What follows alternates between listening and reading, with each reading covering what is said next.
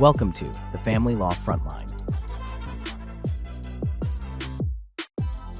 Hello and welcome back to the Family Law Frontline with Fedor Kozlov. Fedor is the founding partner and chief litigator at the law office of Fedor Kozlov, PC. With over a decade of experience in Illinois family law, he handles high-stakes cases involving custody, property division, domestic violence, and reproductive rights. My name is Kevin Rosenquist. Today we're going to talk about what happens if you want to appeal a family court ruling. Fedor, welcome back. Nice to see you, Kevin, again. Absolutely. I'm curious. Last time we talked about a couple of new things that were going on before we got into the topic. I'd love to do that again today. Is there anything going on now that you'd like to share? Of course. Very quickly, we devoted some time talking about DCFS previously, Department of Children and Family Services, how they can take your child license, things like that. Today, just a very quick update. And if you remember, I was saying to people that usually, I advise you to cooperate with DCFS, but it's government, and government always has the burden of proof. So let them prove the case. Today's update, I had a trial that was scheduled 2 days ago to go, and it involves the daycare facility. And allegation against one of the teachers at the daycare is that she did something wrong. By the way, to all of the teachers, my deep respect to your job and what's going on with you and all of the things that you have to go through in your very difficult job, I think. And as you know, whatever the child says is always taken as true statement, and the burden of proof is on the DCFS. So in that case, a child complained about my client that she punished him by locking the child in the closet for about 5-10 minutes. Well, here's the thing. It never happened, first of all. Second of all, the burden of proof is on the department to prove it. The daycare facility, didn't have cameras, didn't have any witnesses. The child comes back home, makes this allegation. I don't know why, but again, children sometimes make up stuff. Child makes this allegation. The mother becomes very upset, obviously calls the daycare, and the daycare fires my client on the spot without even conducting an investigation. The burden of proof is, of course, on DCFS. DCFS was not able to meet the burden of proof by the preponderance of the evidence.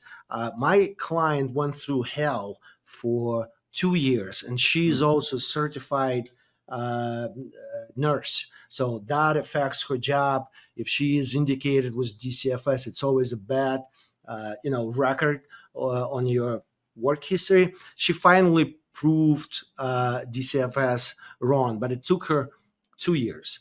I just want to give you again a quick update on this case that finally is over successfully. 2 years, and again, biggest respect to all of the teachers and the things that you're going through. Absolutely. I regularly tell my kids, counselors and daycare teachers and teachers that they are angels, because I don't know how they do what they do. Because I couldn't do it. No way. All right. So today we're going to talk about how to appeal a family court ruling in Illinois. We're going to tell the parents some things that they should know. So when do clients usually ask you about filing an appeal? It depends. So I like appeals. Let's start with this one. There are some appeals that you can win, or you can reasonably project a win. And we spoke about our appeals in regards to embryos. We'll talk about some others in the future. But there are some appeals that you can't really win. These appeals have to do with evidence that was disclosed in the court during the trial. So remember, each case, it involves a substance, such as how much money do you make at work, right? Or how many children do you have?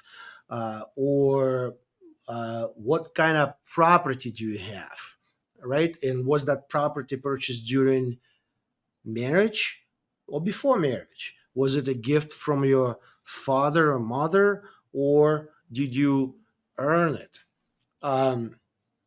And then we talk about procedure. And procedure sometimes is very much overlooked. It's unfortunate, but it happens all the time. So when we talk about appeals and family law, a lot has to do with the procedure. Um, First of all, for you to have a trial, for you to have an appeal, you have to have a trial. If you make an agreement with the other side, right, you cannot appeal it because it's agreed. You made an agreement, you signed it, it's done, it's over. Unless you can prove as a client, as a person, or as a party to the lawsuit that somebody forced you to do that. Every case, at least in Illinois, it ends with either it's uncontested when it ends with marital settlement agreement or allocation judgment that both parties read and sign, and then they go through a prove up. A prove up process is when your lawyer, usually your lawyer, sometimes a judge, asking you a bunch of questions. Is this your signature? Is this her signature? Did you read it? Did you understand it? Do you have any complaints about it? Things like that. Or if you don't agree, you go to a trial and then the judge decides this for you. So when you go to a trial and the judge makes a ruling, and if you have a complex case that involves kids, child support, custody, division of the property, things like that, you can appeal the whole judgment, or you can select parts which you appeal. One quick note on the subject that I touched upon before. I hear it all the time from people and complaining about their lawyers, such as, my lawyer forced me to sign an agreement. Well, usually it's not true. Uh, Usually nobody forces anybody to sign an agreement. We as lawyers, we give options. This is our job. We provide options for people. Do you want to sign this? Do you not want to sign this? These are your chances to win, and this is how much it's going to cost, and this is how much it's going to take.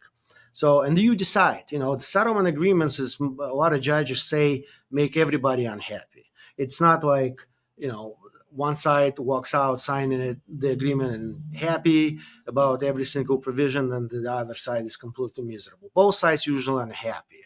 And that's what we call the gray area of the law. Illinois is a guideline state. There is no black and white law. It's a guideline, how you proceed with that. So when people say that I want to appeal it because I was forced to sign it, it's very difficult to do. First, you have to file a motion to vacate that previous agreement and convince the judge that you were indeed forced to sign it, and then you might proceed with the appeal. Usually, the appeal starts by lawyers filing a notice of appeal within 30 days after the judgment is rendered. Okay, and then you can. There has to be a final judgment. There has to be a final judgment. The judge made its ruling and signed it, and the order is entered. Now you can appeal that. Now you can file notice of appeal, and now you can proceed with that appeal. Appeal is very challenging. It's not easy.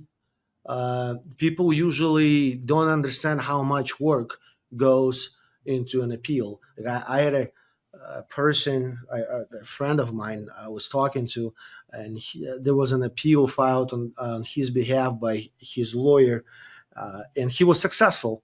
The appeal was 7 pages, and the lawyer, I'm not going to say amount of money the lawyer charged him, but it was worth every single penny. And my friend tells me, listen, he charged me for 7 pages or whatever, so much money. Well, it's an excellent job by this lawyer that he didn't have to go through 50 pages of an appeal and was able to convince the appellate court just within 7 pages. Appellate court usually consists of 3 judges. There are 3 judges, and you cannot introduce any more new evidence. So the judges ultimately decide if the trial judge was right about the appeal. About the judgment. As far as, so they only look into 4 corners of the trial order, and that's it. They don't look at anywhere else. They look at what kind of evidence was presented, and they look at what the judge's ruling was. So I go back to this procedural aspect. Before any trial, there is a lot of work that behind curtains that lawyers do. We file motion to eliminate. What it is us asking the court not to allow the other side to present certain evidence based on prejudicial effect, based on relevance, based on hearsay exception, things like that. Or sometimes we file motions for the evidence to be admitted during the trial. Or sometimes we file what's called stipulations, where we say, Judge, we're not going to go back and forth over this issue. We want you to stipulate, we both stipulate that it should be admitted. So when you file an appeal, and let's say you filed that motion in limine, and you were denied that motion in limine, there is a procedure that you need to bring this motion in limine, even though you were denied once again during the trial. If you don't do that, you waive your right for the appeal. So when people, and usually what happens, we lawyers, we like to be, specialize, do certain things. My office likes to do both trial work and the work on appeal. But sometimes I get the work from other lawyers who don't do appeals, and they, clients come in and say, hey, can you do the appeal? And I go through the record, because everything, that's another thing, very important. Everything has to be transcribed into the record. You have to have a court reporter.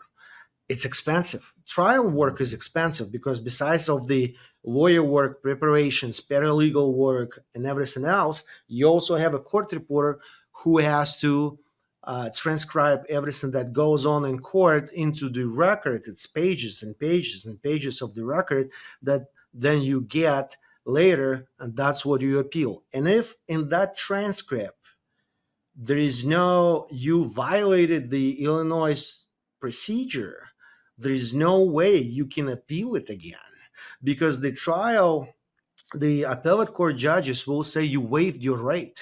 These are very smart people, those judges, who live by the rules and only by the rules. And they're not going to consider new evidence. They're not going to consider new arguments. They will look only into the argument that you present, whether a trial judge made a mistake during the trial, and provided that you, lawyer, did everything that you were supposed to do and you did not waive your client rights. It's very important. It's very difficult and sometimes challenging for the lawyers, because it can be a malpractice if you did not raise a certain objection. And we hear these cases all the time, ineffective assistance of a counsel or whatever it is, because when it gets to the point of an appeal and you sort of waived an objection, you didn't raise it. And sometimes, it's completely understandable. In the heat of a moment, you can forget about it, or you can skip it, or you don't feel comfortable to do it. It's a lot of things like that. It's a judgment call during the trial. But what you need to do as a trial lawyer, always, you need to think about preservation of a record for the future appeal. This is exactly how you need to think about it. Like when you watch all these movies, right, the Law and Order, whatever you watch, they never show that the work that lawyer actually has to do. That's why all these jokes about lawyers and all these things that that lawyers are so tedious about things. Yes, you have to read a certain thing on the record, and then even the judge denies it, you have to ask the judge for it to admit it, because later you cannot file an appeal. And one more important thing that I think is crucial for people, there is one thing that it happens in real life, right? So the mother or the wife knows exactly how much husband makes, even though he doesn't show it on his tax returns. But now the second question is how you prove it. And if you don't prove it, or you prove it, it's always what's called within discretion of the court. And the Court of Appeals usually will not overturn what's called discretion of the trial judge, because the trial judge is there. The trial judge, as the Court of Appeals would always tell you, has ability to look at both parties, has ability, to value their testimony, see who is more truthful, who is less truthful, apply his or her own judgment, look at the evidence, and come to the conclusion. Court of Appeals don't do this. Court of Appeals only looks at the transcripts and whatever is presented within the, again, 4 corners of a document. That's Interesting. it. Final thing. You can always ask Court of Appeals for oral arguments, and Court of Appeals can always deny your request. I recommend that you put it, the lawyers would always put request for an oral argument in their initial appeal. If the court says no, and the court has the right to say so and decide based on the record, that's fine. But if they pick your issue, be proud of it. You got their attention. You have your day in court. You have your chance. Wow. Oh yeah, just a messy situation trying to get that done. It sounds like appeal work is a very difficult work. Yeah. Not a lot of people do that, but if you have a good case for an appeal and you win it, be proud. This is what the lawyers are always proud about themselves. We don't have Academy Awards, but we have our wins in the Court of Appeal, and people read it, and that makes you, proud of the work, and that's what you go back and tell your family. Hey, look, I won the appeal. So, yeah, that's awesome. I like that. You don't have an Academy Award, but now you've been discussed. All right, well, that's it for today's episode of the Family Law Frontline. If you're considering an appeal or need strategic guidance after a tough family court ruling, visit lawyer-il.com to connect with Fedor Kozlov and his team. Don't forget to subscribe to our channel, leave us a review. We really appreciate it very much. Fedor, always great to see you. Thanks a bunch. Nice to see you, Kevin. Thank you.